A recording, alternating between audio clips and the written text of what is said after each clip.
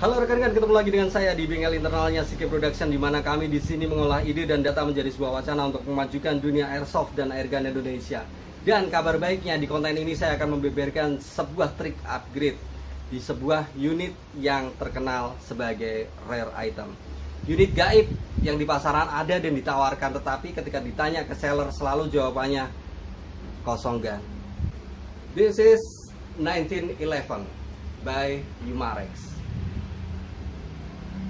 Mungkin berbeda dari perkiraan rekan-rekan. Unit ini benar-benar diproduksi oleh Umarex under license dari Colt Company. Nah, seperti halnya unit-unit CP88 dan CP99, unit ini terlahir sebagai competition pistol dengan dibekali Prometheus sebagai proyektilnya. Jadi nggak pakai BB atau ball bearing atau gotri lagi, tapi di sini pakai Prometheus. Jadi ini adalah sebuah unit yang cukup menarik untuk kita selesaikan upgrade-nya. Unit ini pakai Prometheus di kelas competition pistol. Nah, sayangnya unit ini dulu terlahir sebagai unit yang statusnya adalah low impact airgun.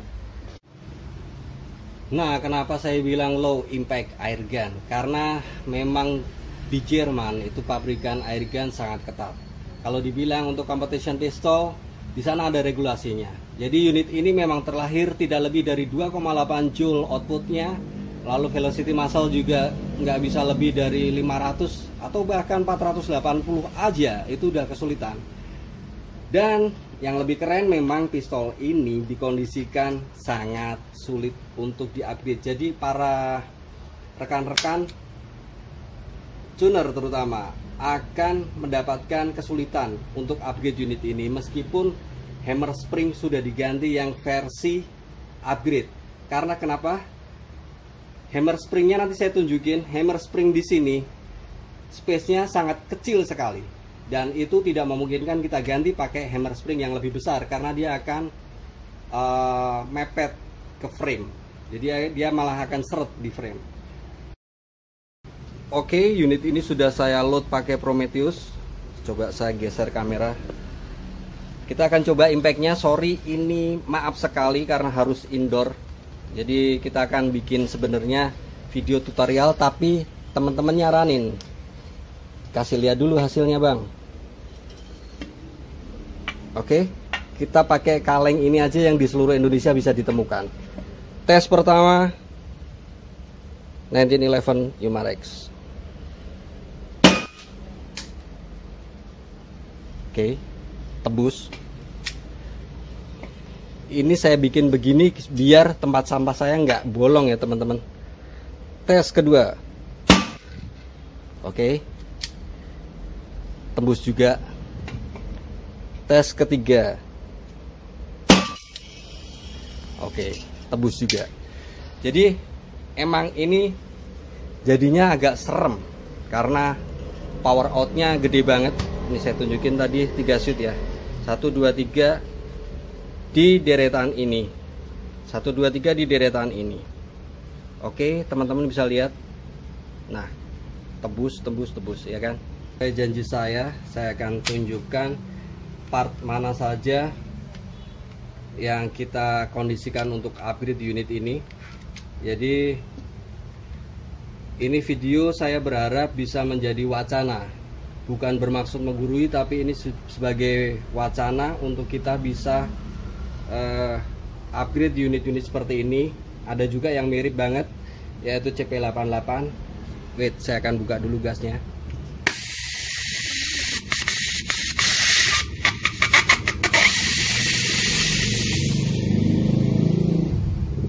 Oke, untuk notes aja, untuk catatan teman-teman, jangan sering-sering kalau gasnya di atas 50% kita buang dengan mengosongkan seperti ini, karena kadang seal ori bawaan pabrik di sana bisa rusak. Oke, minimal tembakin dulu sampai gasnya berkurang 50%, baru teman-teman buang. Jadi pressure baliknya nggak terlalu gede. Oh iya, catatan juga video ini bisa dijadikan acuan buat teman-teman yang mau bongkar unit CP88. Bedanya kalau CP88 nanti akan bongkarnya dari sebelah sisi kiri, tapi di unit 1911 1911 ini dari sisi kanan bautnya. Yang pasti lepas dulu baut di slide-nya. CP88 pun ini sambil saya ngoceh ya. CP88 pun model bongkarnya mirip, cuma dia kalau CP88 dari sebelah kiri frame, kalau ini dari sebelah kanan.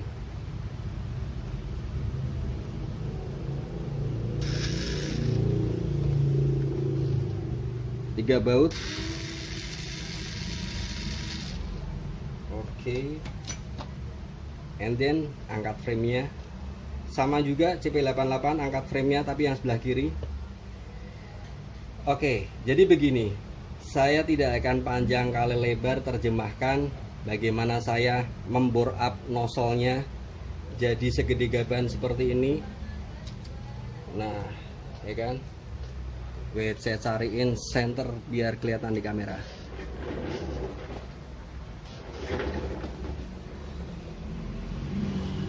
Valve-nya kita ganti yang jumbo, nozzle-nya kita ganti yang gede, yang jumbo. Valve-nya kita bore up, ya kan? Semoga kelihatan di kamera, ini terlalu terang kali ya. Nah, segede ini ukurannya.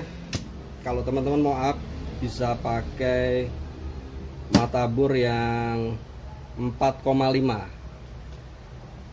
Jadi agar sirkulasi CO bisa tambah kenceng. Oh iya, setelah saya ceritain, ini kita bore up nozzle-nya, kita ganti yang nozzle yang gede, lalu kita bore up valve-nya. Nah, di sini letaknya tingkat kesulitan paling tinggi. Kita memikirkan per hammer ini yang tadi saya ceritain ya. Oke, wait, saya geser kameranya sedikit supaya kelihatan. Oke. Di sini ada yang namanya hammer mainspring.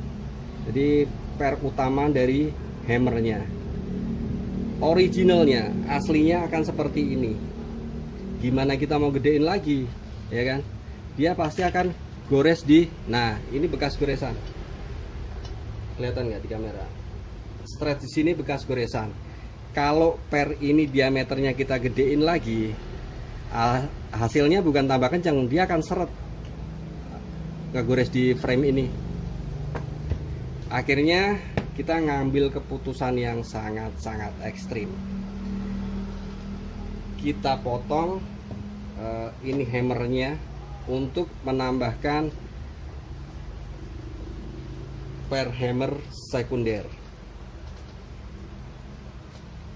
Kelihatan nggak di kamera? Nah, itu hammer kita potong.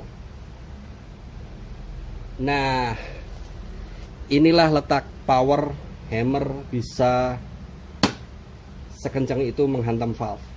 Dan perlu diingat juga, catatan buat teman-teman, kalau membore up valve, kita berbesar lubang inputnya, semakin dia besar akan menciptakan turbulensi atau tekanan balik yang semakin besar pula. Jadi ketika dihantam hammer yang keras, dia akan sangat susah sekali mencapai nilai on position atau menutup kembali. Hasilnya kesannya pasti bocor. Jadi setelah di bore up, ditembakkan, pasti kesannya bocor karena ada turbulensi yang menyuruh dia nggak bisa on position. Jadi teman-teman perlu pertimbangkan ukuran di valve ini, inputnya nggak bisa kayak yang orang bilang apa half moon dan seterusnya. Nah, tapi saya mau berbagi trik. Untuk urusan itu kita bisa akalin pakai per valve-nya dengan tension lebih keras. Loh, kenapa lebih keras? Bukannya dia jadi ini, jadi keras hammernya harusnya untuk ngeluarin CO ke sana. Ceritanya ketika dia diganti per valve yang sedikit lebih keras, catatannya sedikit lebih keras, kita juga harus imbangin di tutup chamber ini kan ada sealnya, jadi dia bentuknya mirip lah dengan ini. Saya kasih ilustrasi pakai valve revolver karena valve-nya mirip banget, identik. Jadi harus kita imbangin pakai seal yang keras, bisa pakai nilon atau teflon.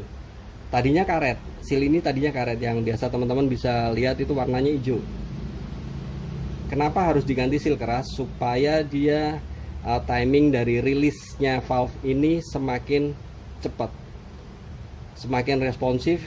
Valve-nya seakan-akan lebih cepat terpleset dari sealnya ini. Kalau ini karet, dia masuknya lebih dalam, membalnya itu lebih dalam, dan alhasil baliknya lagi susah. Kalau lubangnya di sini, di valve-nya, inputnya ini diperbesar, ya saya bilang tadi turbulensinya semakin gede.